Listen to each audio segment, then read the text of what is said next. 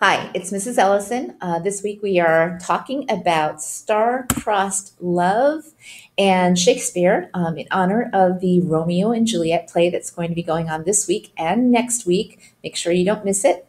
Our first suggestion to you is Saving Juliet by Suzanne Selfers.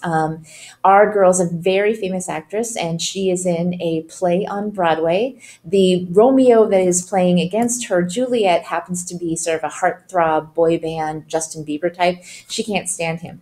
Somehow they wind up going back in time to Elizabethan times and they meet the actual Romeo and Juliet. Except that's not possible because there was no Romeo and Juliet. But anyway, that doesn't matter. The girl really just wants Juliet to have a different outcome this time. So she's planning on making sure that Juliet doesn't die. It's kind of humorous and very fun. This is for those people who are reading Hamlet right now. Something Rotten is a murder mystery, and it's set in Denmark, Tennessee. Our detective is a boy named Horatio, and he is trying to help out his friend Hamilton Prince. And Hamilton Prince is slowly going crazy because his father has recently died, and nobody believes that the death was suspicious. In our movie spotlight, we have If I Stay by Gail Forman. This is exceptionally star-crossed because there's nothing more star-crossed than somebody who might be dying and somebody who might be living.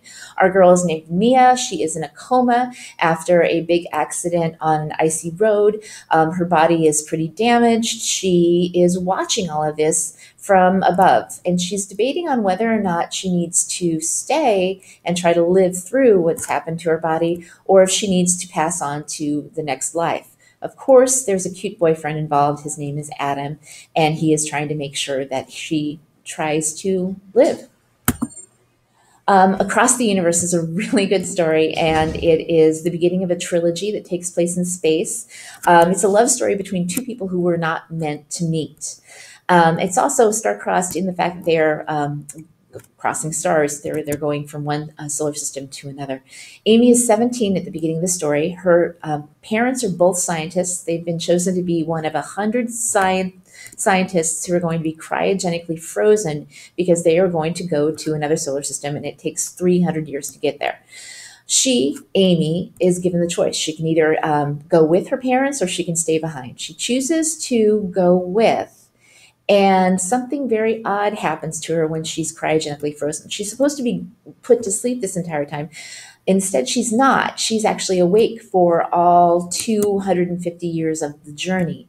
She actually gets unfrozen accidentally 50 years before she's supposed to, and wakes up and discovers that the spaceship that they're on has been tended to by a crew that has lived and died with several generations going across space. She meets up with the boy who's going to one day be the leader of the spaceship, and they discover that there is a reason why she was unfrozen early, and it's kind of a dark reason. So, Across the Universe, a really good sci-fi thriller.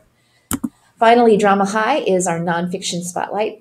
This is about a theater teacher who lives in Levittown, Pennsylvania. He's been a theater teacher for over 40 years, and he manages to put out really amazing productions, really amazing shows, despite the fact there's not a lot of funds that are going into the high school for their drama programs. So Drama High, a little bit of reality for this week. Thanks so much. Back to you.